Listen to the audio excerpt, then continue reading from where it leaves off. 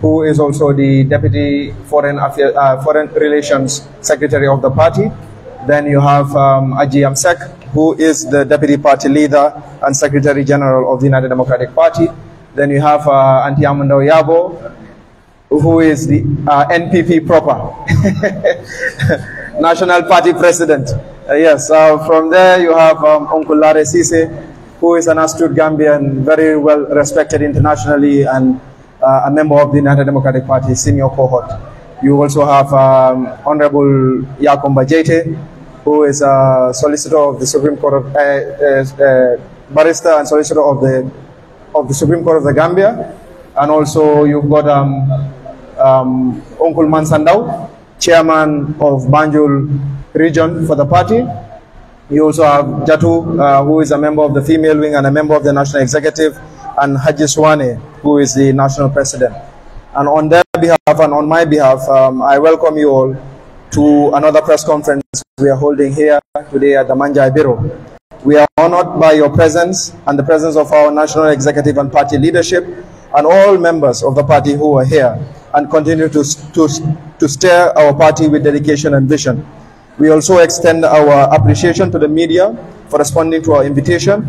Your role in informing the public and safeguarding democracy is invaluable. And to our steadfast supporters, both here and following us across the country and in the diaspora, your commitment is the lifeblood of our movement and party. Today's engagement will focus on critical matters of national interest, the integrity of our democratic processes, concerns over governance, and emerging developments that directly affect the lives of every Gambian. The leadership of the United Democratic Party will provide statements and respond to your questions with the aim of ensuring transparency and accountability to the public we serve. Once again, you're welcome, and thank you for joining us in this important conversation for the future of our nation. The statements will start from the Deputy Party Leader, who will give welcoming remarks. From there, we will have the Deputy Secretary on Foreign Relations, Dr. Lamin Mane, who will give the statement on behalf of the party. From then on, we will have the statements summarized in local languages, especially Mandinka and Wolof, by our senior party member, Uncle Lare Sise. From there, we will open questions, but we are seeking and asking from the media that the questions are curtailed to what is being discussed here today. On that note, I say thank you once more.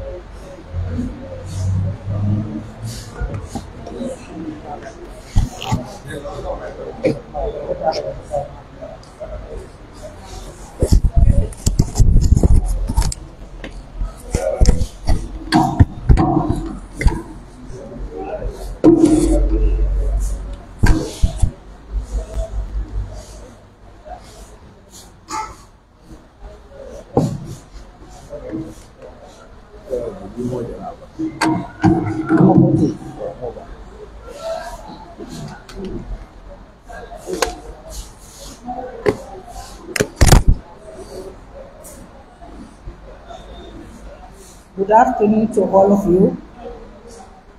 My task is very simple. I'm here to make the welcoming remarks.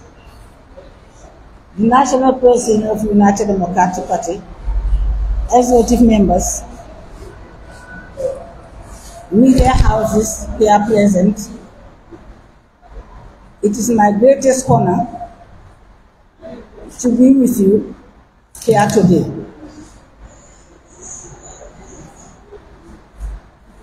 The agenda is about 𝒕𝒉𝒊𝒔. 𝒕𝒉𝒊𝒔, some time ago, I think it was last week, he went to coffee time and was being questioned by Mr. Peter Gomez. And then he wrongfully accused us. People thought we won't respond, but the United Democratic Party is not that type of party.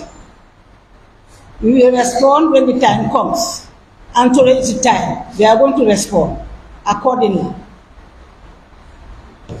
And I must declare here that 𝒕𝒉𝒊𝒔, he is a honorable member, but no one should call him honorable because he hasn't got a honorable attitude. As from today, can you call him 𝒕𝒉𝒊𝒔? And I'm sure we will call him 𝒕𝒉𝒊𝒔, not honorable 𝒕𝒉𝒊𝒔. I won't go far because the statement is going to be done by Mr. Lamin Mane. So I invite Mr. Lamin Mane to do the statement. But media houses, Mr. Bojan have said it. Your questions, please don't go beyond the topic or the agenda. Questions being asked should be on the topic and nothing more. I thank you all for your presence.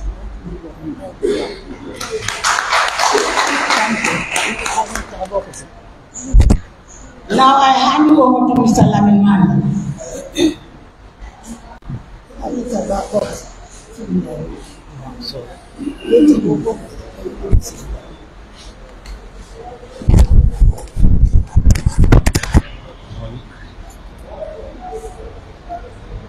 Right, thank you very much, Deputy Party Leader and Deputy Secretary General of the UDP.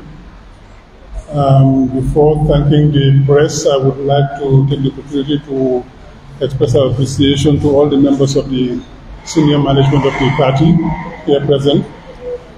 Aji Yabo, and of course starting with Aji Yamseka and then Aji Yabo.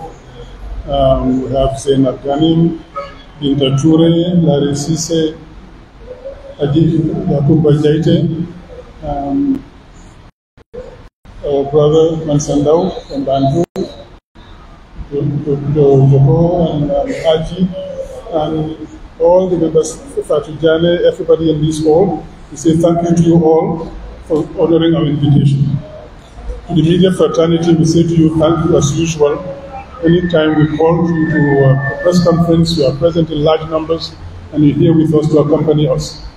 We really appreciate your presence, so thank you all very much. Today's press conference is initiated by the party to respond to 𝒕𝒉𝒊𝒔's frivolous accusations. The accusations are leveled at the UDP. And as Ajiyam said, for somebody who is supposed to be an honorable member of the House, it's a very dishonorable attitude that he had. 𝒕𝒉𝒊𝒔, this is the gentleman who from the time he was a student has been selling off the Gambian youth to a dictatorship with Jammeh. He was with Jammeh and he was a sellout for the Gambian youth during his presence at the side of Jammeh. Eventually, Jammeh, to reward his sycophancy, Jammeh promoted him and made him a nominated member of parliament. Eventually, when the impasse happened here in 2016, he was promoted as Minister of Information for 7 or 9 days, I can't remember, to carry out the same sycophancy and hypocrisy that he was doing with Jammeh all the time. This is the gentleman who swore that Barrow would never be sworn in this country here, driving over his dead body. He connived with Fabakary Jatta to bring about a state of emergency in this country, all in the attempt to subvert the will of the Gambian people. The Gambian people have had enough of the Jammeh dictatorship, and they said, this is it. The Gambia has decided, and we are moving to a new phase. Jammeh was voted out by the Gambian population and a large coalition of Gambian political parties in this country. He, with Jammeh, tried to subvert the will of the people. And to make sure that Jammeh could stay here, they voted a state of emergency, which led to a panic in this country. People fled this country because they feared that there would be conflict and people might lose their lives. And in fleeing this country, a number of people died on the road from road accidents, women, children. People who left their houses open here, their houses were burglared. People lost a lot in this country, all because of Țirinjai and his like. And he did all the things he did in this country so wrong. When Jammeh fled this country, he fled with him. Because he thought he had done enough evil to this country, he was going to be lynched. That's what he believed. But we Gambians, we don't lynch. We take you to court, we take you before commissions, and we make you account for what you did. But he had done so much wrong, he feared that, and he fled the country with Jammeh to Equatorial Guinea. And eventually he saw that Barrow is not the kind who would hold anybody to account. He came back with his tail between his legs. If Barrow had done the right thing, Țirinjai would never have dared to come to this country. He would have been arrested at the airport and charged and tried for subversion. What he did was subversion in this country. And so many other things. But because Barrow would not touch them, he came back. And what did he do? As soon as he came, he went with 𝒂𝒄𝒄𝒏𝒆𝒍 to stay in power here. And we can make you win, we can make you rich. I'm not saying this. Barrow said it on national television. He said they went to see him and they told him that. He said when they said at the beginning he was shocked and angry. But on second thought he said maybe they are right. And what was the condition for helping him? Throw UDP out of the government. Because UDP was the people, were the people who were holding the country on the right track and making sure that what needed to be done in this country was done. So if you want us to be crooked with you, you have to throw out the good guys. And the good guys are the UDP. So UDP was thrown out of government so that they can come with Barrow to do all that they are doing. What we see today, the corruption, the impunity, and as Larry would say very nicely, the tribal politics, all of that started when UDP left this government. And Țirinjai and 𝒂𝒂𝒏𝒔 were among the architects of that. Țirinjai, this is the guy who a few months ago, towards the end of last year, stopped the construction of a maternity ward in Nyanija, simply because his name and NPP's name was not on it. This is the guy who never worked a day in his life here to do anything for the country. He was a parasite on the Gambian resources. Țirinjai has no qualifications, no skills, nothing. As we say in Wolof, Gorut Yetu. And he's here living off the sweat of the Gambian people. He was appointed to parliament as a nominated member, and all he did was live off us and live big. And this is the guy today who turns around and accuses the UDP of having militia in this country, going around the country to intimidate people of non-Mandinka ethnic origin. Anywhere else in the world, he would have been fired that same day from government. Because that's a very dishonorable statement that he pronounced. And we are going to sue him in court to come up with the evidence that we have militia in this country which are going around trying to intimidate people. He has made that accusation, leveled it against us, you have to prove it in court. Who does Țirinjai think he is? We live in this country, he said, Filang Mage, Filang Juru. Yeah, Filang Juru, Filang Mage. We were all here. So any militia in this country has nowhere to hide.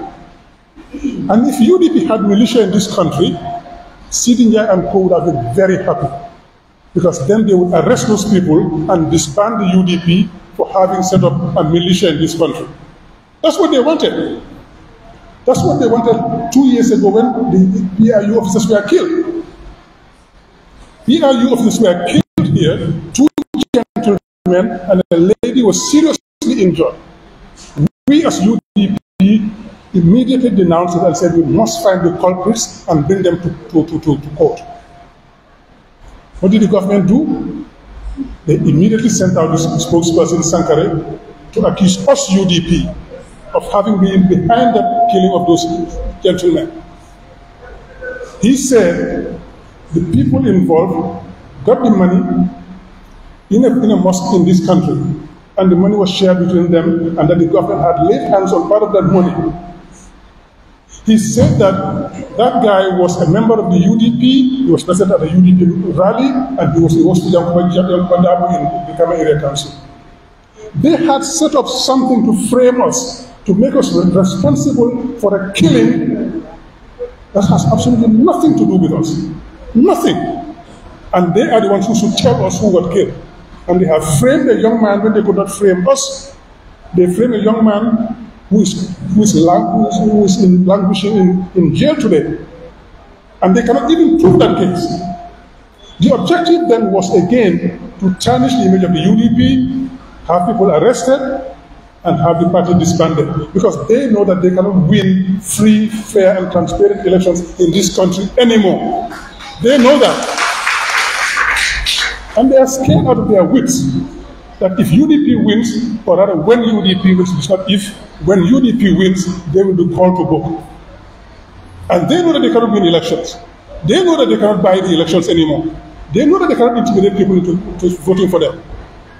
And they cannot rig the election because we told them stealing elections is over in this country. Nobody will steal our victory anymore. And in 2026, we're going to win and win big and go to the State House and call them before the courts. That's why they're scared. This last attempt by 𝒕𝒉𝒊𝒔 is another attempt to frame the UDP, to say they are an undemocratic institution, they are a violent institution. They've accused us of tribalism. Of course that failed, that failed. Nobody believes that anymore. That has been a lie that has been going on from the Jamia days. Nobody believes that anymore.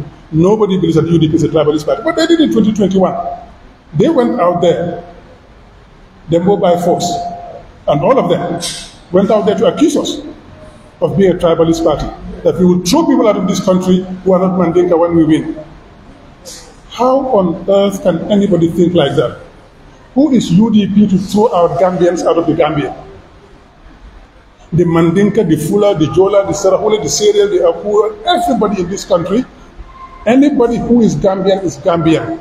And no ethnic group has the possibility to throw out anybody from this country because you just feel like doing it. We have lived in this country in peace and harmony. We have coexisted peacefully. We are very courteous people. We marry into these different tribes. We live together. We go to each other's funerals, each other's naming ceremonies, etc. We are a community and a nation. And UDP is trying to build a nation of Gambians, not a conglomeration of tribes. And that is what Barrow and Youth and NPP are trying to do. Build a conglomeration of tribes. Today by the Mandinkas, tomorrow is the Wolofs, tomorrow is the Jolas, the Fula, etc. No, no. Gambia should have the Gambian. Our ethnic origins are important to all of us, but those factors should be something to make us better, not to divide us. What I bring as a Mandinka, what Adiyam brings as a Wolof and Pul, what Zainab brings in, what Binta brings in, what Larry brings in, etc. Our different ethnic origins, that diversity is supposed to make us better and stronger, not weaker. But they are trying to weaponize that to divide us because they think they can divide us and rule us. And while we are fighting amongst ourselves, they are robbing us blind. So they can continue corruption and we keep fighting amongst ourselves. No, that's over in this country. So 𝒕𝒉𝒊𝒔, what you're trying to do will not prosper. We will not let you. We will not let you because this country is not for sale and this country is not for burning. You guys go out, then tell real. You're not going to burn this country. You're not going to spill blood in this country. The Rebbe said they'll spill blood if that's what is required for Barrow to stay in power. As I said, Jamia is the same ilk. Jamia Barrow is the same thing. He said they will spill blood if that's what's required for Barrow to stay in power. 𝒕𝒉𝒊𝒔 is accusing of having militia in this country. And that is an attempt to frame us. Next thing they would do, they would set up a militia somewhere and say these are UDP guys and they're carrying arms, we go after UDP. We warn all of you. And we warn the Gambians. Anybody who falls for that will come for you together with 𝒕𝒉𝒊𝒔. We do not have militia. We do not use guns. We do not use knives. We do not use cutlasses. We use the ballot box to change this country. We follow the rule of law. That is what 𝒕𝒉𝒊𝒔 has taught us. Obey the law. Respect the law. Our only arm that we use is the law of the Gambia. So we don't go for physical violence, not even verbal violence. That is them, and that is on them. So we will not let this go. So if you set up a militia and try to accuse us, we'll come after you in the courts. Because that's what you're trying to do, so that you can accuse us and try to arrest our people or disband. It will not happen. We said never again in 2016, and we mean never again. And we're going to fight for this country. We will not spill blood. We will not burn the country down. We will not follow you in your tragic situation. The Gambia is for the Gambians, and we'll fight to make it livable and enjoyable for all the Gambians. So 𝒕𝒉𝒊𝒔, we have you in our sights. And when we say we have you in our sights, we're watching you. We're not coming after your physical violence, no. But we watch you, and we'll follow you, and we'll sue you all the way. That's what we want to tell everybody today, starting with 𝒕𝒉𝒊𝒔, because this trend has been in the UNPP forever. At one point, it's 𝒂𝒄𝒄𝒏, it's the go by force, it's 𝒕𝒉𝒊𝒔. 𝒕𝒉𝒊𝒔 Barrow himself, when he said that he will have to wait and see that 𝒂𝒊𝒏 is dead. He said he had a contract to have 𝒂𝒊𝒏 killed, so he can wash his hands over his grave and then go and step down. That's the head of state, for God's sake, saying that kind of thing. Who do we have at the head of this country? The head of state says that. The deputy speaker says this. The national president or whatever it is, they go by force says what he says. 𝒂𝒐𝒏 says all the wrong things they say. Who are we having at the head of this country? Gambia, we need to change this leadership. Because they have failed to do what is required of them as Gambian government. They say, let's burn the country down, let's start chaos so we can stay in power. Because they fear that when they come down, they'll be accountable. Look at all that they try to do with the Constitution. So that they would just stay there, and when they come out of power, they will not be accountable, they cannot be pursued in court, they cannot be prosecuted, there can be no commissions against them, and they can just steal as much as they want and have nothing, no recourse against them. And we say, you're not getting away with that. So we voted out the Constitution, the draft, because we want impunity to end in this country. We want accountability to be the rule of the day. And we want nobody to stay in power here for more than 10 years, 2 terms. Because if you have that otherwise, the impunity is what's making 𝒕𝒉𝒊𝒔 and these people bold. Because they think that they can stay for another 10, 15, 20 years and nobody will hold them to account, so then they do all the wrong things. But if they know that in 2026 they are going and they have to account for what they do, things will change. So we want impunity to stop, and that will stop. It's been a long time I've been talking. Just allow me to say a few words in Wolof before handing over to my colleagues and Larry and the rest to say. �𝒉𝒊𝒔 moo fi taxaw ko fi time ne ñun UDP dañ am ay ndaw ñu yebal ñoo xam ne dañ jox ay gànnaay, ay jaas yi, ay paaka, ay fetel, dem ni xoxatal nit yi seen dëkk yi. di leen wax ne dañ leen fi dàq, doon fi sànni carte, dañ leen dàq bu ñu biine. dara bu ci dëgg, dara bu ci dëgg. �𝒉𝒊𝒔 xam nañ mooy kan. �𝒉𝒊𝒔 bi bu tekkoon xalal ba tey ci lan la dundee ci réew mi, nekk di fenal nguur yi, di leen wax li leen neex, di jaay ku mun a jaay pour ñoom ñu wéy. fii ma fi toogoon student si nekk student master student bi koo xam ne pour nañu dekkuloo ci jàmme di dem boole ak jàmme ñu sonal la, toroxal la, xoxatal la, tëj ñi di dóor ñi di tëj pour ñoom ñu mun a jàll, ñoom ñu wéy. ci la nekkoon nag di fenal jàmme bee waxtu bu ko neexee jàmme jël ko def ko nominated member in parliament. nekk na nominated member ba 2016 bi impasse bi amee xam ne xewee ñu bëri daw bàyyi government moom ne ko man kay du ma daw, man maay sa jàmm bi njëkk a gën a am doole ci réew mi, maa fi gën a njublaan naa la topp. jàmm def ko jël ko def ko ministre, xaw ma juróom-ñaari fan la, xaw ma juróom-ñeenti fan, waaye mu dul fukki fan sa la nekk ministre. ci bi mu nekkoon ministre diir boobu noonu toog na fi ne bara duñ ko fi waatal suñ ko fi wax xanaa moom mu rek ñu rekkoon njëkk moom moom Fabakary Tombong Jatta ñu toog indi state of emergency lépp pour lan parce que Gambien si ñu sànni carte ne bii doy na dañ sonn coono bi ñu nekkee doy na dëkk bi dafa normé lu woon ñu ne dañ génne suuf ji guuta bi ñu dugal defaat leneen mu ne déet ñun kay foofu loolu moo ñu gënal ñun fa ngi ne des te Gambien si ñu sànni carte ñu bëgguñ ko bëgguñ Barrow bëgguñ Daawo mu saf la bëgguñ Jammeh Barrow la bëgg ñu ñëw toog def ñetti at ñu dem tànn keneen moom ne du am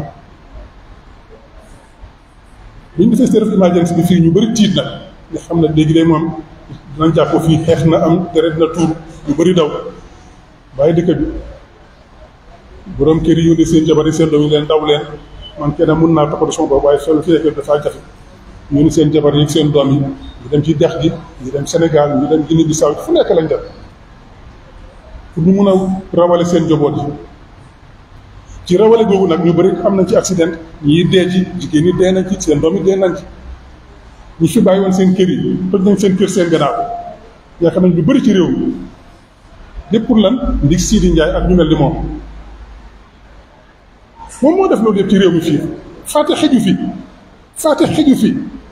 ñu ñëwee fukki at la ci gannaaw xam nga juróom-ñeenti at mu fukki at sa ñoom ñoo ko fi def bi mu xewee nag bi nga xamee ne Jammeh dafa wàcce fitam bi ne rës mu daw toppa jàll nga dem équatorial Guinée parce que xam na lim def xam na ne dañ ko fi téye tëj ko yóbbu ko koot mu tii daw toppa Jammeh dem ko équatorial Guinée waaw bi mu ne équatorial Guinée gis na nag Barrow de moom lambar la du toog kenn duñ fi téye kenn duñ yóbbu kenn koot mu delsi ci la delsi fii waaye bi mu delsee lan la njëkk a def dafa extrême daw dem ci Barrow moom ma Fabakary Tombong Jatta ñu ne ko xam nga lan la ñu mun nañ laa dimbali nga toog ci nguur gi fii am li nga bëgg a am waaye nag foog nga dàqal UDP njëkk ci yeneen jug ñaar ñii nii su ñaari kilifa yu toog nii ñoo daan sandwich Barrow aji yaam mu ndaw ñoo ko daan sandwich yóbbu ko buy campagne te dafa jiitu leen ci kanam ñoo ko xeexal waaye ñu ne ko dangaa daaxa ñooñu pour ñu wax yow dimbali la pour nga mën fee yàgg am mun a am xaalis ci réew mi or que dépassé ko loolu mooy or ñu or réew mi yëpp Sidi Ndiaye ak Fabakary Tombong Jatta jàppale ko ci UDP gën a nguur gi ñoom ñu dugal mu nekk député speaker kii musuta liggéey ci réew mi fii gorul yettul xëyut ngontuwul suñ ñax bi lay dundee suñ xaalis la ñu jël di ko fay as nominated member as deputy speaker Sidi Ndiaye musuta liggéey ci réew mi kenn dafa nekk fii di lekk suñ xaalis li moo lekk lewut li moo lekk yelluwu ko ñoom xam na ko waaye noonu lañ mel nag soo du dara ci ñoom waaye ñun gor lañ ñun lu waa la ñoo toppal lu waa la ñoo sàmm moo tax ñu ne ko li ngaa jéem a def du fi xew liñ defoon li moo jéem a def nii loolu la ngay defoon ñaari at ci gannaaw fii ñu rey fi ñaari PIU officers gaañ bu métti benn jigéen te bokk ci ñoom kooku yàlla def na alhamdulilah deewul waaye sonn na loolu lépp tax ñu def ko parce que dañ bu war a tuumal UDP dañoo rey ñooñu ñu mën a téye suñu kilifa yi mën a téye suñu parti militant tëj leen dafa dee tas parti bi ci loolu la gaa jublu woon loolu la jàng ci Macky Sall Sénégal loolu la Macky def Sénégal ak Pastef ne ay terroriste lañ dañ am ay gànnaay yu dul jeex ci réew mi ñu ngi jëm a daaneel nguur bi ñu tas parti bi ci ñoom Ousmane Sonko ak yëpp tëj leen ñu ne ñun tam mën nañu koo def Gambie loolu la gaa bëggoon waaye yàlla muy buur weer leen dañ ko def rek Sankara dem ci rajo mu ne waaw ñu def lii xam nañ ko daf ko defee ndaw mu dem ci benn juma yow ngay jullit di tuumale ki rëy ci juma lañ sosee loolu ragaluloo yàlla sax ñu ko dafa rëy rek mu daw dem ci juma ñu jox ko xaalis bi ñu séedoo xaalis bi waaye nguur gi ci am lu nguur gi jot naa mën a am ci xaalis boobu noonu ki ko def nañ ko jàpp léegi nañ ko tëj parce que waa UDP la ngi liggéey 𝒂𝒄𝒄𝒏 become area council da dem ci UDP meetings te yëpp fen la dara du ci dëgg seen IGP Sow génn def ñoo jéemal expliqué mooy triangulation naka la ñu dafa amee téléphone bi fan la nekk boo xamutoon dara ci triangulation sax li ma wax sax soo ko déglu gaa dafa réew yooyu yëpp def nañ ko ci réew mi fii pour tuumal UDP pour téye suñu kilifa yi tëj leen pour tas parti bi yàlla muy buur am na digg rek lay farle yàlla moo ñu taxawlu moo tax mënuñ koo def waaye ndeysaan kii na ci bi nag doomu jàmbur tuumal ko jox Mama Jabi $1 million pour tuumal ko waa jaa ngi tëdd prison ba tey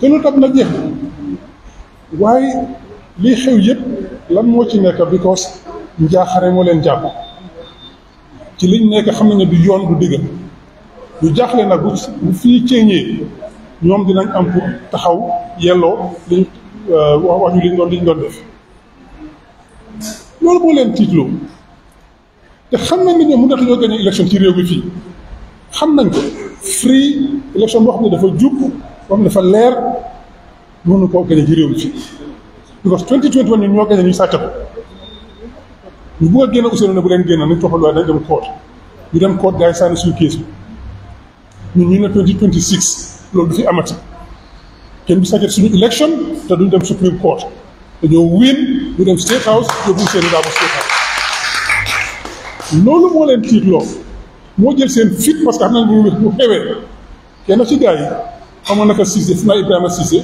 mu ne suñu UDP gaañoo 2021 ñoom ñëpp di doon tëddi mayel tuuti bi bëgg la ko Sadaba ay wala fa parce que ñoom mu ne xam nañ li ñu def ñoom suñu wiinoon dañoo dem tëddi mayel tuuti te xam nañ ko xam nañ li ñu def te ñu ne loolu du fi ñaaree la nag 2026 kenn du sàcc suñu victoire te dañoo win yóbbu dem State House loolu moo jël seen fit ñun nañ leen sàkkal pexe léegi ci sàkkal pexe boobu la nekk waaye du fi am Sidi Ndiaye li moo def ñu ngi koo bàyyi xel Sidi Ndiaye da nga war a màndu da nga war a tey dal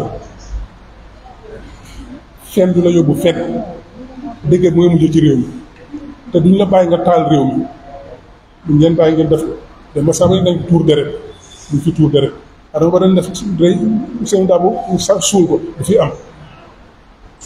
fi am li ñu leen wax mooy ñun lu waa lañoo sàmm te réew mi rek lañ am soo déggee nañ taal réew bi dañ ci amul dara ñun nag fii la suñu lépp nekk fii lañ juddoo fii lañ faaxeekoo fii la suñu lépp nekk duñ nangu kenn ku taal réew mi li ñu tax a jóg ñun mooy jégal réew mi ñëpp am ci seen ak ak seen yelleef ñëpp ñu fay dundee dañu waree suñu doom mun koo baakoo ndamoo ko loolu lañ bëgg ku génn ci réew mi nga damoo Gambie laa jógee nga mun koo baakoo loolu lañ bëgg ñun bëgguñ koo taal bëgguñoo rey kenn bëgguñoo tuur dereti kenn seen dab loolu la doon wax mu ne leen 2021 mu ne bu leen génn su leen génn nag nañ tuur deret man bëggumaa dugg si dereti doomi jàmbur dem State House moo tax kenn génnu toon waaye loolu du fi amati nag sàcc moom jeex na fi jeex na tag moo jël seen fit na suñu leen a xaar Sidi Ndiaye li nga def du romb ñu ngi laa bàyyi xel ñu la xeex te xeex bi ñun koot la ak carte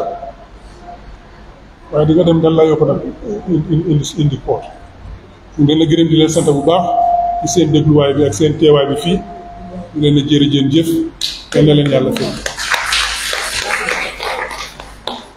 so ma jox kenn suma xëy ñu wax ko ci soose tam ba pare ñu mën a ko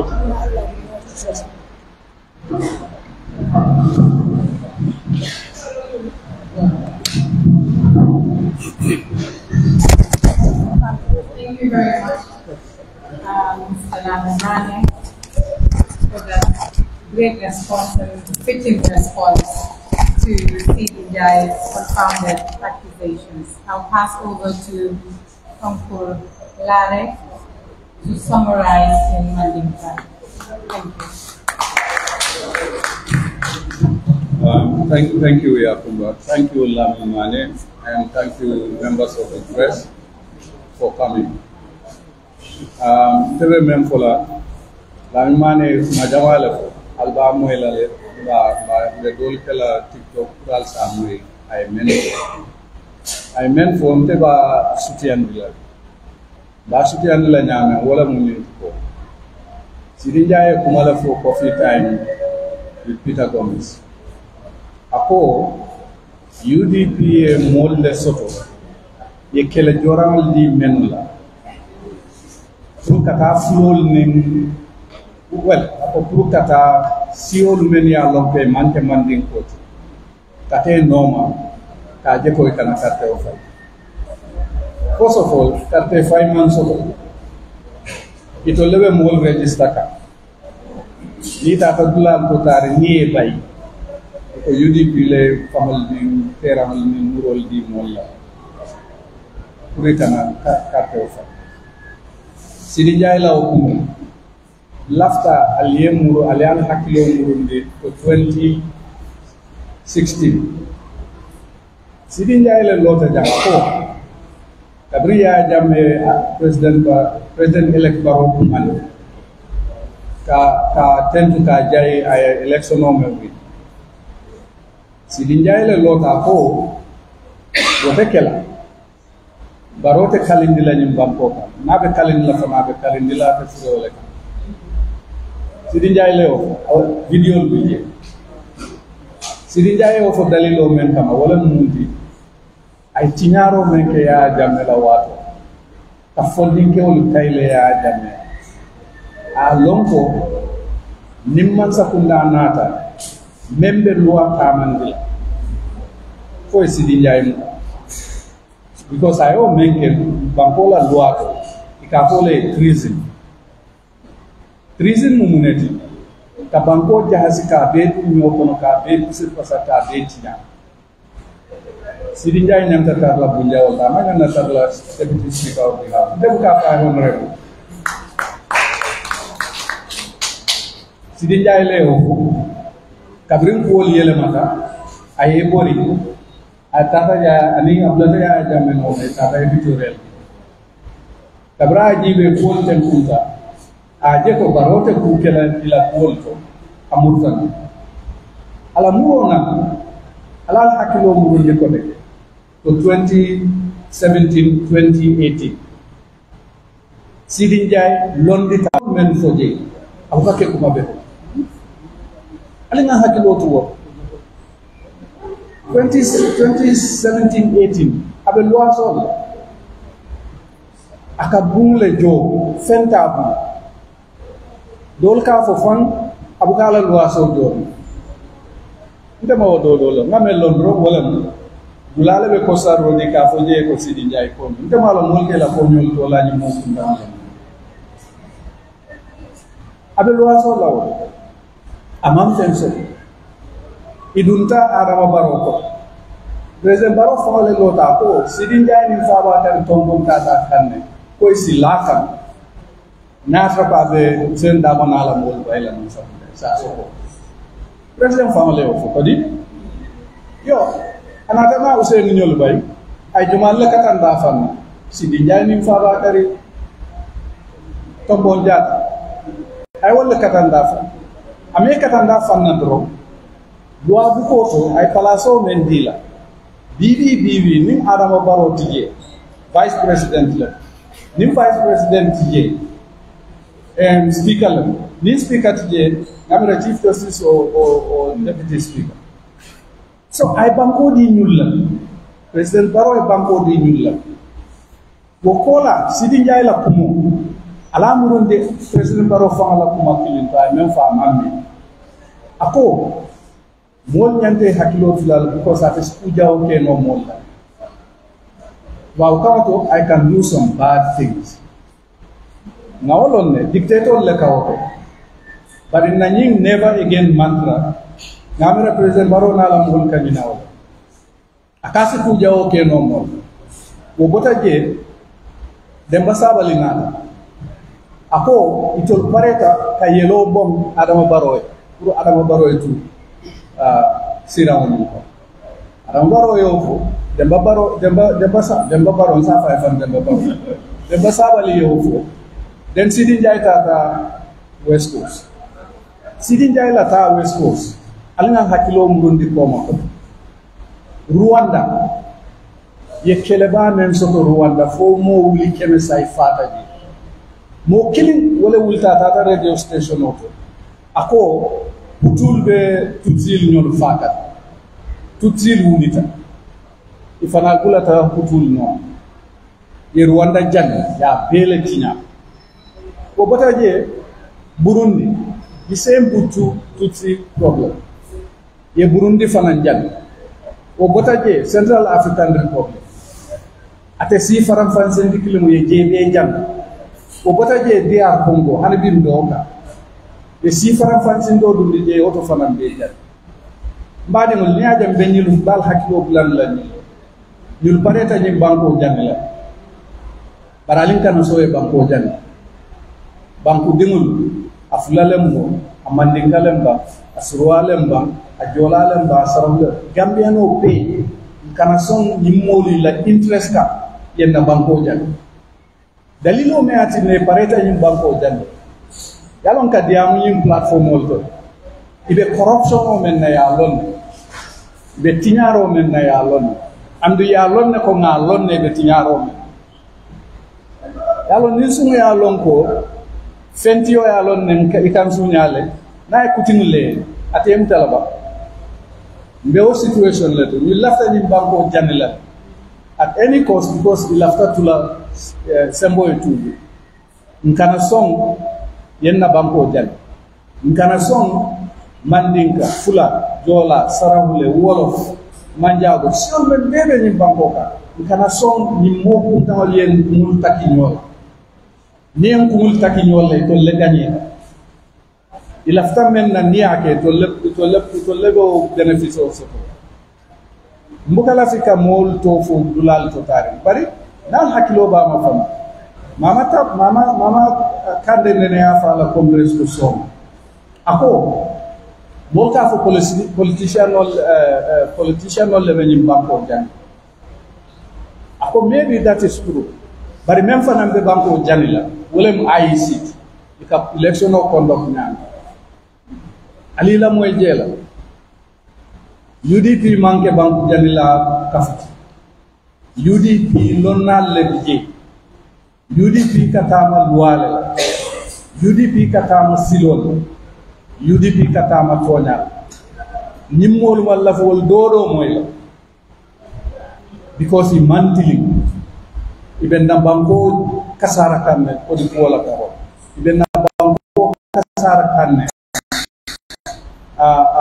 karte fa wala iben na banko kasara kanne be contrat ko sign la dulal be to tari mo malo contrat ko men bi nali al hakilo tum ka mol men be fo nyin kar la banko de tata na ta wala ibe tula banko kan nyame e kodo men tisir pasari go do mola nyame ibe nya walla fama ni wote gambia donne Sidi Njai site nyi kusifa ite manga imal londi so base famte ko bar hanwo ye baroje dawda Sidi Njai baba so nteka men fo moli Sidi Njai be fem foka demba sabale be fem foka adama barole ba foka.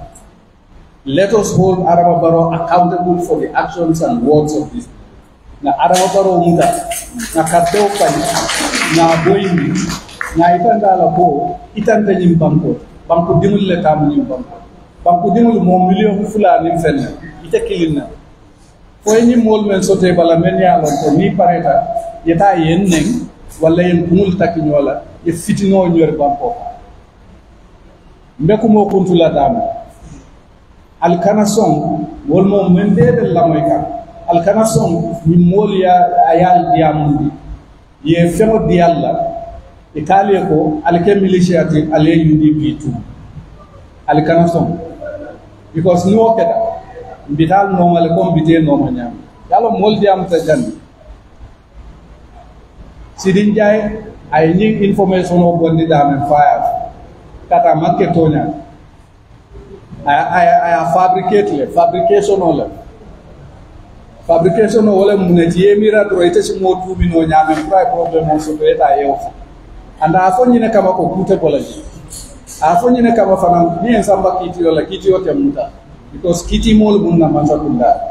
Fo arabo barole ma fo ala sokotal memmen diate ya fo ibe support la. President men ka fo man ke loi president. Finally, loi la karola. Na loi bu ko mo be kanyanta loi ko. Bari mite katla fola dulal to tari UDP ka fo dulal to tari ko. Yes, be kanyanta loi ko. Bari fom be kanyanta loi nyati ngula leba. Because na je president baro be fola, demba sabal yol be nyul fola, sidi yol be nyul fola. Ibe jikri nyina la ko, ninta ta loi nyati ngula. Loi te apply la mbeka loi be apply le to leta Gambia no alinga lomko nimma nyil mol bonni indula na banko kasara ko ala lom fananko adama baro na la mol inyatunta UDP lela anil lawyer Usainu da adama ya jamme ka mol fo janna mamme ay mago Gambia la karol inende ya adama baro moy la be ya ja because a man hanya ay Usainu le yap ay UDP le yap wala naka ko dara baro man ninka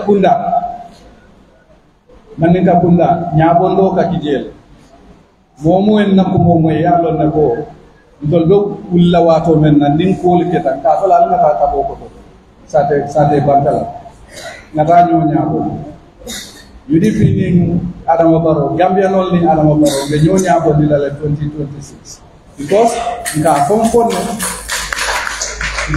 ne ko Adama Barrow ya lon ne ko ni carte o fayta carte o tilinta suñar manki je femfe manki je ate carte o winno la ñi banko kan kotek ngaw fole election integrity free fair transparent election ni woketa jam Adama Barrow ne te carte o sutula ko sa lon na findita ka jele wol ka menu fa moy alinga naki nyola kana so yenna banko kasa alinga naki nyola kana so yenna banko jan alinga naki nyola na je ko banko duwale ka sama yade luwate dawda je mukate so alinga Adama Barrow temben alinga Sidi Njie nyol temben alinga Demba Sabali nyol temben dembo bay fos nyol ngi temben ye loi norme ye loi respect but more importantly atol Gambia no ya respect because ibe freedom en kono ibe nafa men kono Gambia no le adila atol men be kala moy men be kudan untaw makat albe men kono al yalon nyilbe men kono al yo kono al kanason yal nene ko ke ka foko ima lafi fulol le malafi suru alle malafi si ko tawalla lafta janke la man ka banko because jamanke man ka banko jamu Gambele wolof fula mandinka sarahule jola ndele ka mun banko ni momo ka le ko wo manke tonya al kodon sikal yaba alaba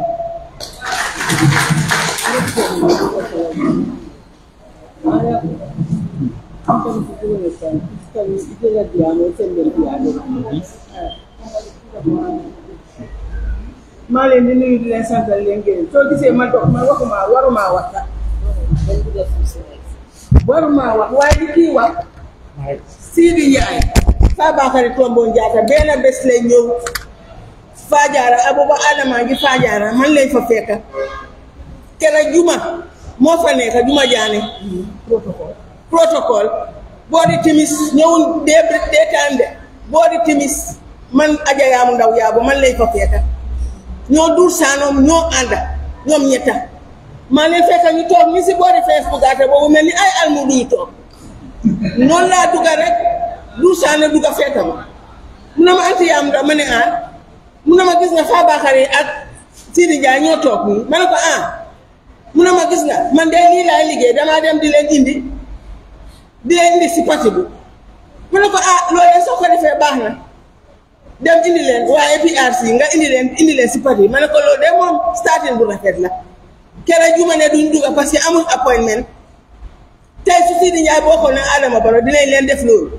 dinañ leen wax loolu moo tax bi Adama Barrow waxee ne Sidi Ndiaye ak kii ñoo ko wax ne na daxawaa UDP ma gëm ko xam ne loolu dëgg la parce que man seen ñëw fekk fa la ma fekk ba leen du saanoo indi jërëjëf. Thank you very much. Thank you, Olare. Thank you, National President. Before we open the floor for questions, I would just like for the journalists and everyone here present, yes, to just, I would just like the journalists and everyone here present to just observe the high table and what is going on regarding the remarks that Sidi Ndiaye has made that UDP was founded based on tribalism. Just a simple observation would show that those statements are untrue and unfounded. Just look at the composition of the executive here present. Out of 9 executive members here present, excluding Okulari, you only have 2 Mandinka sitting. I am Sarahule and Tiamudojeya, Wolof and Jola. Adiyam is Wolof, and Kula and Zainab is Nang. Uncle Mansandao is Wolof. I am Sarahule and Wolof combined. That is Jola, Adi is Sarahule. So how can this be a Mandinka party? The options are very clear. It's very simple. If UDP was founded just based on Mandinka, what are we doing here? What is someone like me doing here? The positions. Exactly, and the positions. And just look at our mayors and chairman. We have Rodilo is Wolof, Tali Benzila is Nad, Yankuba is Mandinka. So UDP is a representation of the entire government. And everyone can see that. And I would urge particularly the youth, if anyone comes to you talking about tribalism alone when it comes to politics, know that they have nothing else to offer you because they have nothing in their head. That's why they're talking about tribalism. Because there's so much going wrong in this country that we need to address. What about the inflation? What about the losing of the value of our dollar to other currencies? Particularly the SEPA. These are issues people like Sidi Ndiaye should be addressing when they come to the public front instead of tribalism. Once they open their mouth and all they can say is tribalism, just be assured that there is nothing on their head that they can offer you. Thank you. I just wanted to say.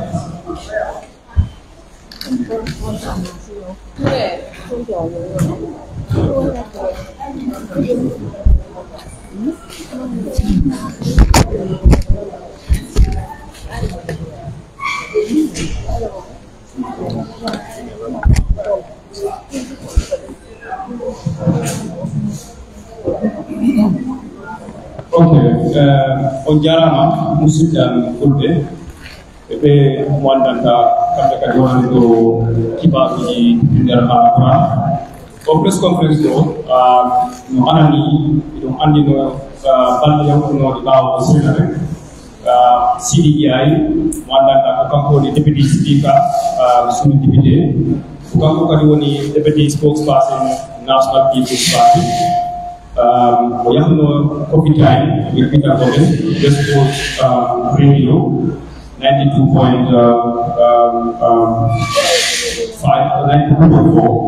We have not on few interview. And then on interview, OCDI or Wadi Truman, National Party or 𝒂𝒄𝒄𝒏. And then on party on you not necessary female arrow.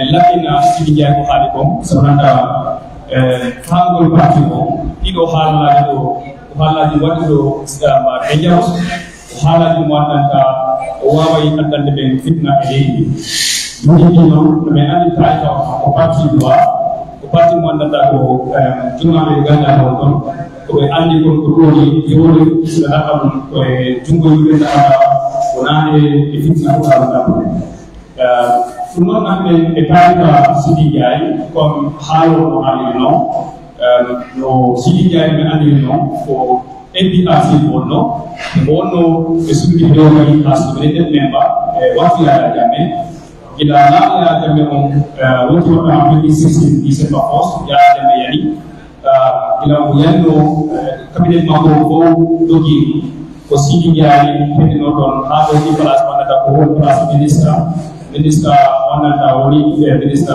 bande jeni wala bande jeni e der no ya jamme ko ma president bo ya na ko le no de mo ya ta don kala sidi jay do ko jodo ya ti eni do ko ne mo ya ta na ani do impasse ko e on impasse o sidi jay da ko do ni ya jamme ko mo president mo arma baro o jirata o de ko sira manata o be president elect yimɓe guyiɓe ɗum maayi ɗiɗo ɗo yakkuɗo leydi ɗo ɗon koye maɓɓe heɗi asnaki e nder hoore leydi ndi ɗo teɓe yalmaɓe yimɓe yaha e village maɓɓe e nder mo astan noon ko ɗaɓɓani ko hombol gulɗo ko homboli sorakulle ko homboli jowra ko homboli mandinka e ko hombo kadi woni séréer walla baynoka bila parce que fitna o yimɓe no waɗu ɗo so gila ko ha gonɗa o haala mbigol UDP ko parti wonɗanɗa jogui ministre ko sarani ministre ko woni ko groupe kam wonɗanɗa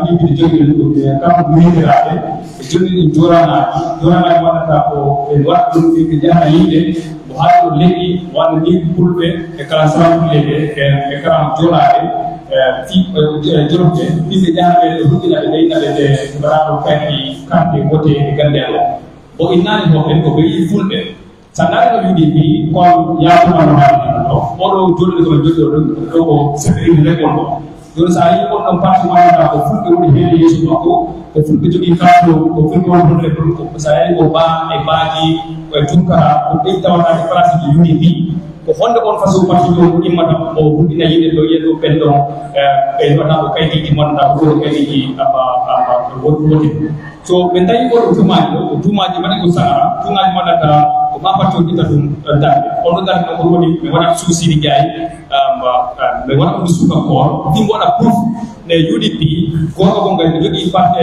kafu mbaɗata ko wonde parti kafu militaire ɓe waɗano ko ministére groupe on ɗo ministére groupe ɓe waɗa ɓe jonnakala joraji mbaɗata fetel e laaɓi e fangi timɓe jahane ɓe ɗo humbina so tawi mboɗe ɗum waɗa proof e court min anda ko haali gonko go kono so wawano ko e waɗi ɗum proof min anda ko haali kono ko haala wonda wona gonga so ɗum noon nanati men e tarika monnanta minen ɗo ɓe sikiri ɗum NDP e Sidi Dia ɓe foti waɗde ɗo hannde ko ɗum woni ndaarugol Gambia e masituɓe joni ɗon fi yimɓe hakkundaɓe wonno kawral wata arde kono naati argol hulɗingol leydi fi kamɓe ɓe heɓa président kono min tawi no ardi noon saha e laaɓi Adama Barrow ko ɗum tagi ha waɗi alamu Adama Barrow ko fi feccugol yimɓe e leƴƴi fi kamɓe wawiɗe sappo e pat ko Sidi Ndiaye mi yiyani on gandal e junngo makko mi yiyani kadi on ɗon toyre e junngo makko mi yiyani on kadi yiɗgol leydi makko e junngo makko fi kadi mo wawa wadde place manta ko ɗum ni député speaker e nder laaɓo Adama Barrow kadi sina fi argol rek ardugol feeri manta ko wona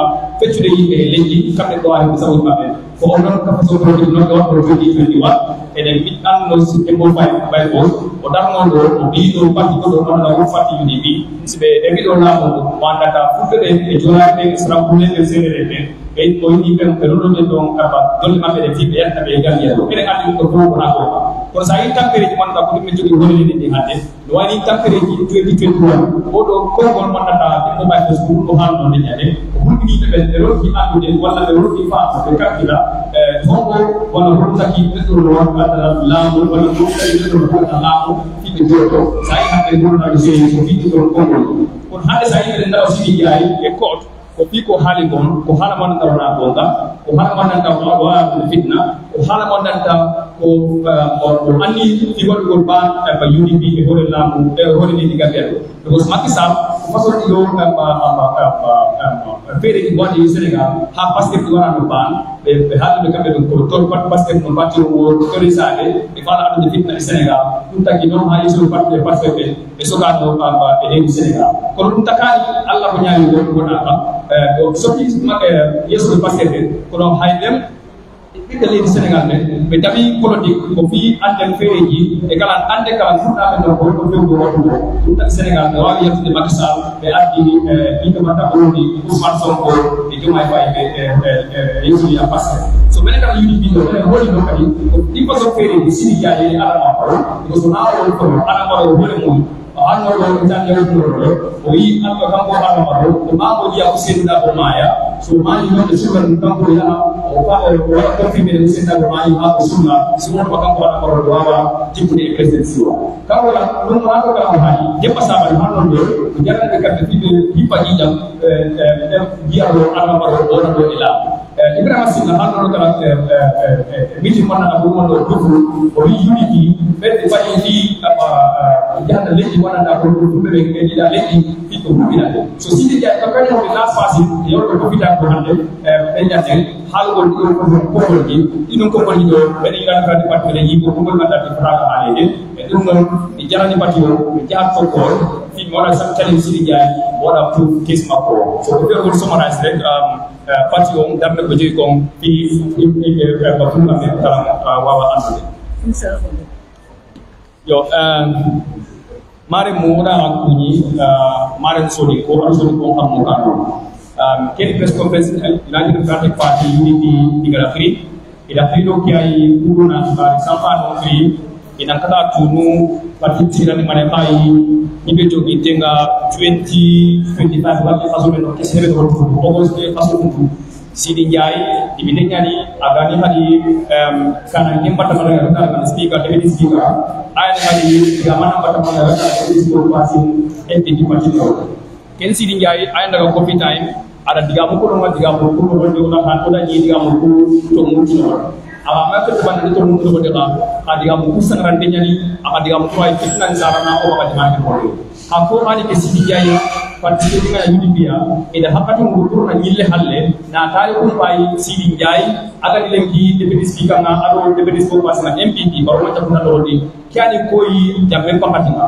kyani serenga 26 December otenga dangi hakati ke be ke jambe ga kaymo ayani serenga aga bara aga parti gambere mudi fande na ha gambere mudi fandu na ha nanti arma baru anda ko de ke jamaay ko ada ngem al hala na ngem taga jibu ada nyama gambere munga bulle misra bulle ni golani serere ni yamalli kediba sere gabe to gambere mun woni asuda ina to gambia kero dai no woni gabe yo ko ana woni ikanuma yi ko bandi mun kali kanuma gabe han wadi kunna astagre de no woni yo tin ko balbo aku ko ga abi ko sra ko abi ko ni ba manja ko abi ko kabila tulambe so kenna ko na de gambia kabila sare ko kuma kenya ga ina ni amana kale ni Sidi Njai aga iler de barma ko de woni kira ko nanti ko sinno na hayda to awma hayda ko benga hayda ani ni ko gambia ko ni di ratto ke be armenia do ko ken mana hay ken di nanga kabila no ko na fadam fa seri ko na ponna ko de kabila no na baronde ko na kabila ko de kabila no ya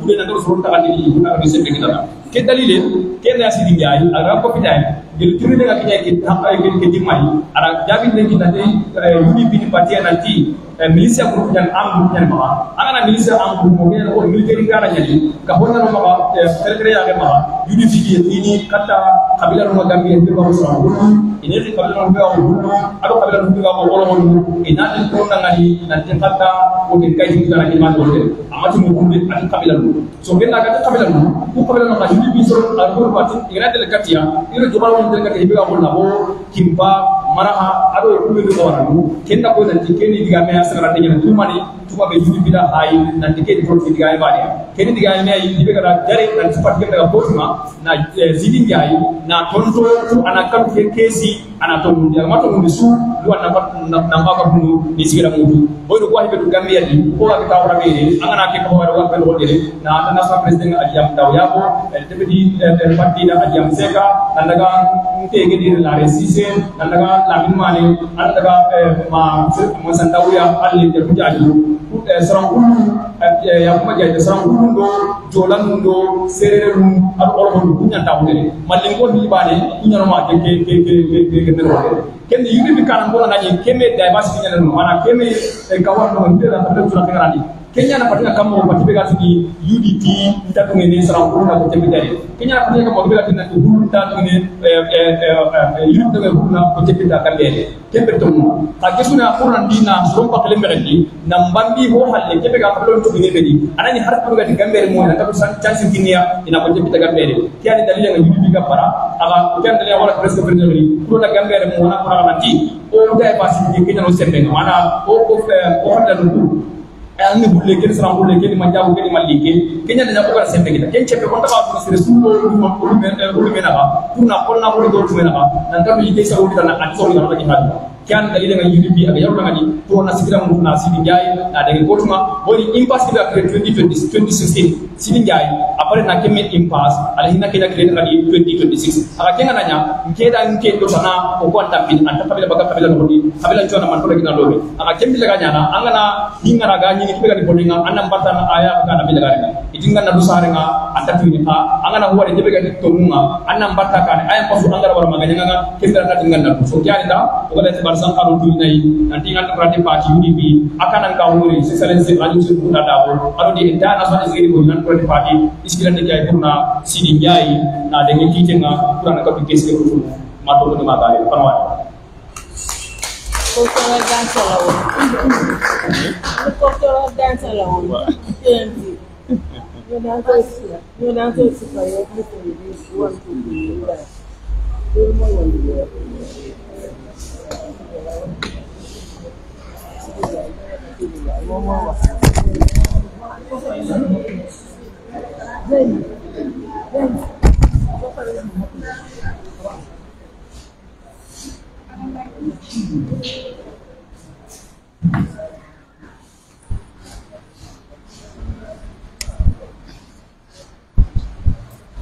Let's keep it short.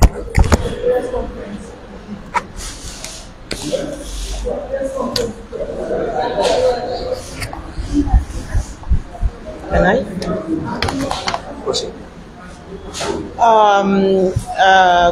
Good afternoon to all of you. I only have one or two sentences to say to you because my able colleagues have already said everything that there is to say. The first thing I would say is my name is Zainab Diab Ghanim. My father is a Lebanese Gambian, born and bred in Gambia. I was born in the Gambia, bred in the Gambia. My mother is a Mandingo and is a Serir, Santa Fe. So I leave that with you to deduce what you want to deduce out of it regarding Mandinka party of UDP, Fofolache M. What I want to be very clear here is to Sidi Njai. Let Sidi Njai be aware that now enough is enough. All the accusations levied against UDP and all what has transpired. Sidi Njai's history has already been chronicled for you here by my able colleagues. You buy them. Why be doing buy them? We want to make it clear to Sidi Njai and our party members that we have already spoken to our lawyers and we will be coming to Sidi Njai. He will be hearing from us. If he has any evidence that we have armed militia, because people use words without knowing the meaning of those words. Armed militia is a very strong word. If he has any evidence that we have that, when he hears from our lawyers, he should bring the evidences before the court and before the whole of the Gambian people.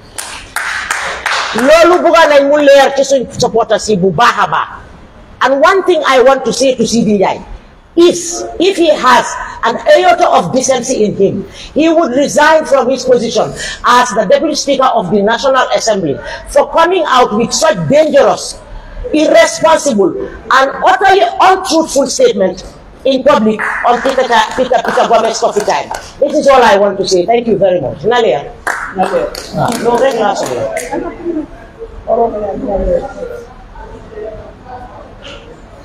questions? Is there anyone that's speaking from now? And I'll take your questions now.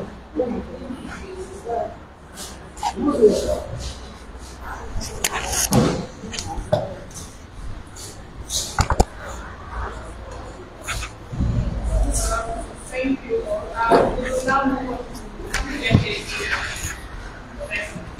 But only on the topic. Yeah.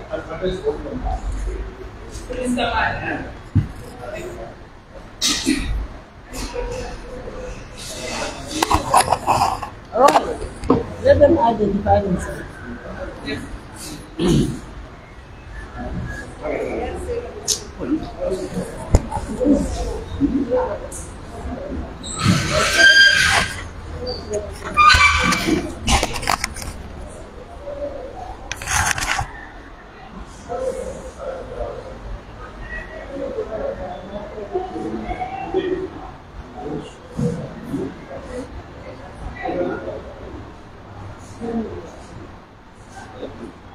Let them identify himself.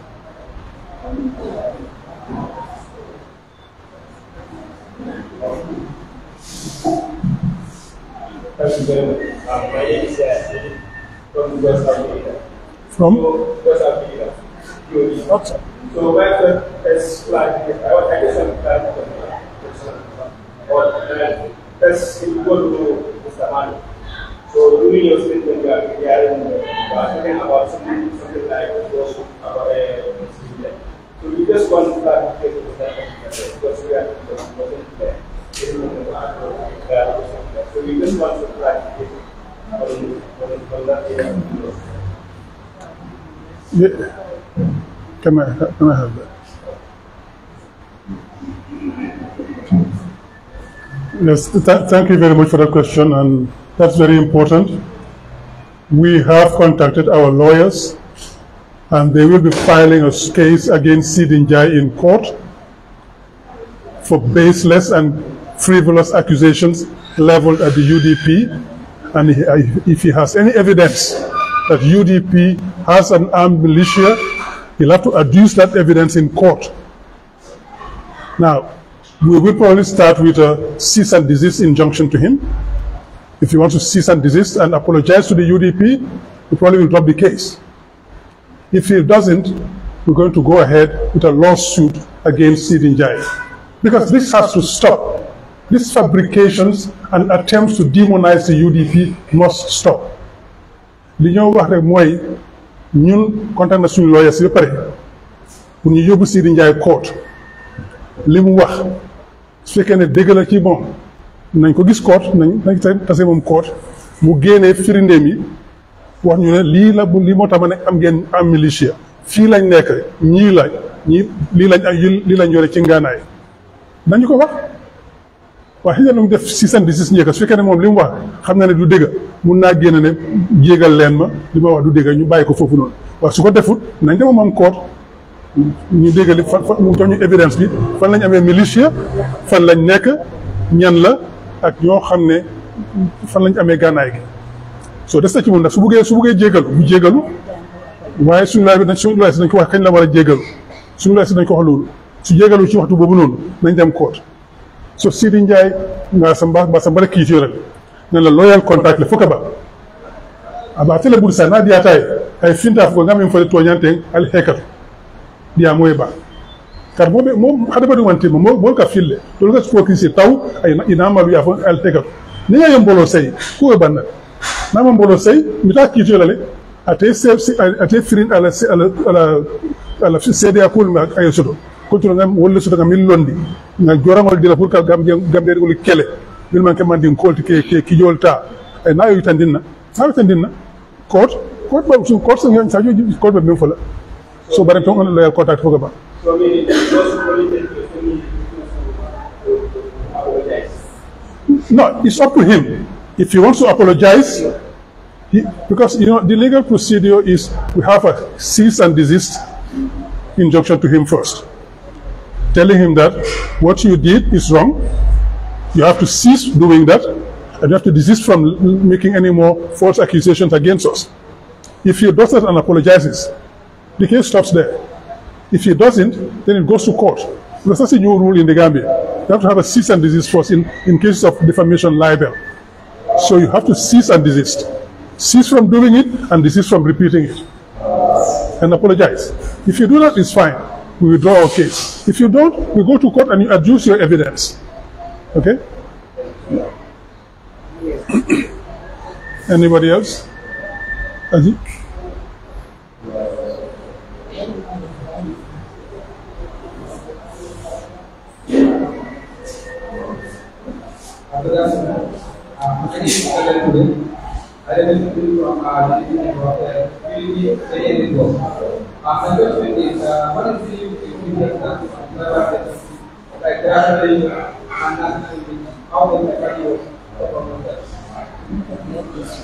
Yeah, Mr.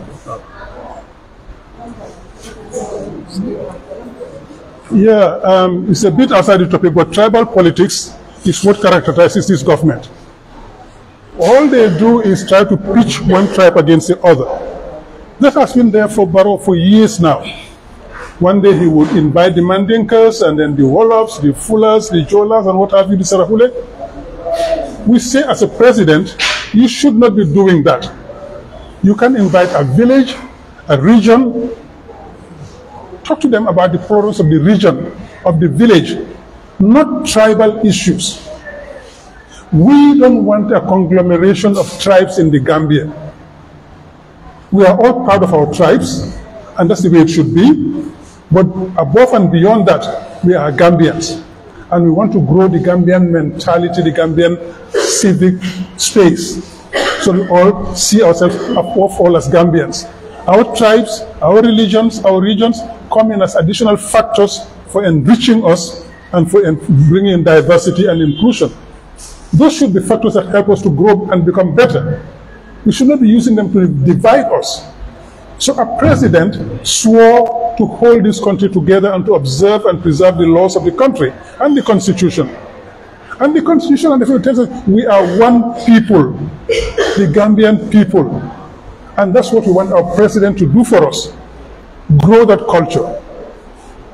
Li ñoo wax rek mooy ne nguur gi li ñu leen xamee mooy xaajaale xeet yi. dañoo ñu ngi def lépp ñu mën a fu ñu féewaloo. ñun loolu bëgguñ ko. ñun Gambians lañ. man comme ni ko Yakuma waxee fii soo gisee high table bi am na fi lépp. te ñoo bokk parti bi. ñun dañ bëgg a nekk benn doomi réew Gambians. ku nekk fi nga jógee xam nga ko fi nga faaxee ko xam nga ko lan nga doon xam nga ko loolu daf ñu war a gën a mën a dimbale pour ñu mën a gën a jëm kanam loolu war ñoo féewale man ma indi suma mandinka original thing sul table kii indi Lebanese Arab origin bi indi Wolof and Fula Wolof and Jola etc. We bring it together ñu seet boole yooyu yëpp naka la jot lii ñu mën koo jëfandikoo pour jëm kanam loolu lañ bëgg bëgguñ presse boo xam ne daf ñoo féewaale di ñu xaajaale bëgguñ loolu te moom loolu nit toogee ba tey loolu lañ gis loolu lañ ko wax ne na bàyyi loolu toppatoo Gambie di ak doomi Gambie fàtte xeet yi so la pression mbekela ben dangoti kan kara ñoobala mala pression mbekela la setur kam fara ñoobala man la fi wala mbengam bodula lonne mu mintinga lonne andum be ka be ñantam fantole suba ñante fantole fu loolu sarahulewlu mandinkolu joolal mbembol momo ñante fantole bari la pression ñan kasi kara ñoobala be ka Gambie di wolti nga ñoo muta nga ñoo kanu nga ñoo ndule kata ñoo yan ndule ka futu ñoo ndule kata ñoo baade so la fo pression sin kara ñoo bala mala fi sin dem farala ñoo bala kam bondi ñoo wala man la fi wala so aran ko ñu tolu bulala ka wala fa na la molu ñeña la molu continuer kan kañu ko kun tawlu fo aro baro le yake nata ma kenun ñun tekela na nga si wolo jodi ñu tekela ya jaate la ñaato ndeyum billa bi adama baro la moom mooy ndeyum billa bi su ko bëggoon lii na jeex moom moo leen a jox moo leen a dooleel na stop tribal politics dafa war a jeex ci réew mi gis lañ li mu def ci Afrique li mu yàq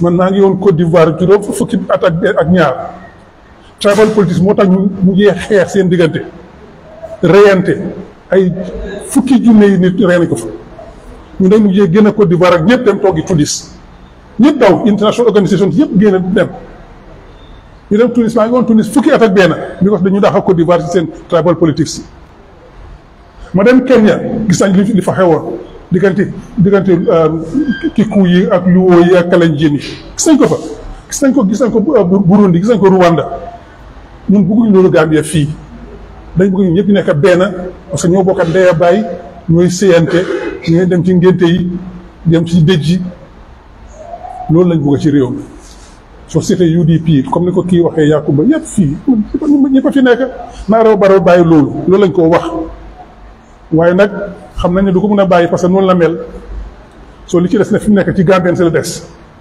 2026 génne leen sànni carte UDP ñu bëcc ko toog ci dex bi loolu ci des jërëjëf. Anybody else?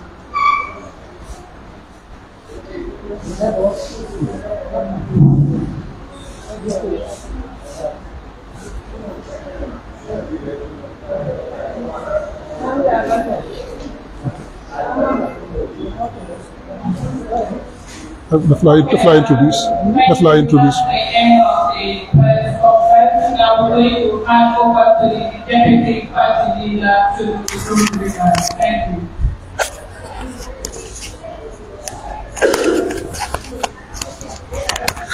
Before I do the closing remarks, I want to say something more.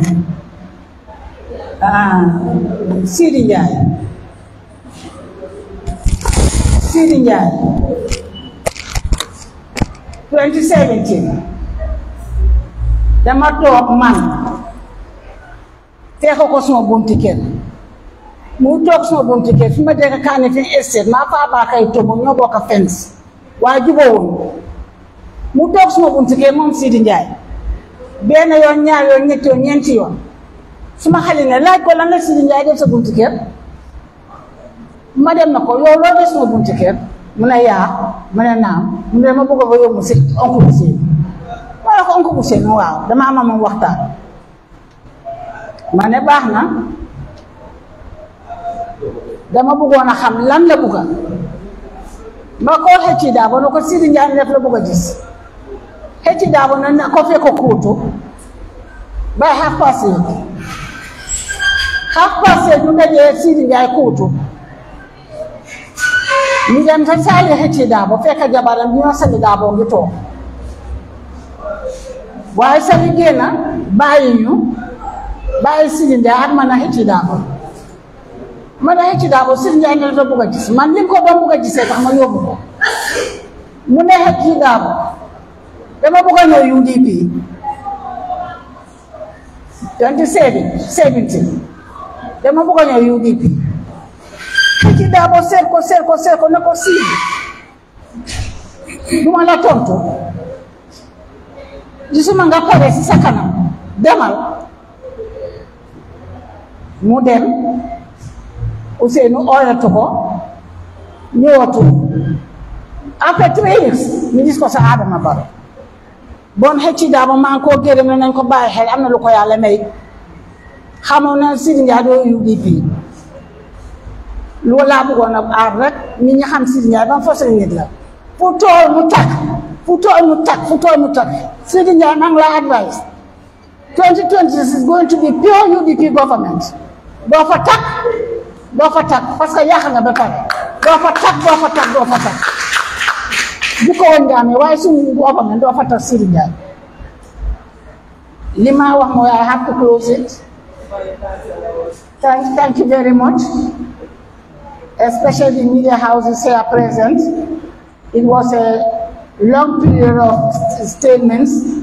We've had what the speakers have said here, especially Mr. Lamin Mani and Larry Sise. The youth present have said it in the local languages, in Sarahula and Fula. Just to eliminate tribalism in United Democratic Party. We are not tribalism. The first deputy party leader was a Fula. the late Yaya Jallow, a typical Fula, the late Yaya Jallow. After him, I'm the deputy party leader. Partly Wolof, partly Fula. Where is discrimination? Where is tribalism? We are not a tribal party. Sitting here, we have warned you. We are going to court with you. And there is no way you will escape. There will be no hiding place for you sitting here. Here is Gambia, a tiny country. On that note, I say thank you to all of you, especially the executive members, the media houses, and those who are present here today. The media houses, thank you very much. Whenever you are called upon, we are always keen to be with us. So once more, I thank you very much on behalf of the party leader who is not here. Thank you.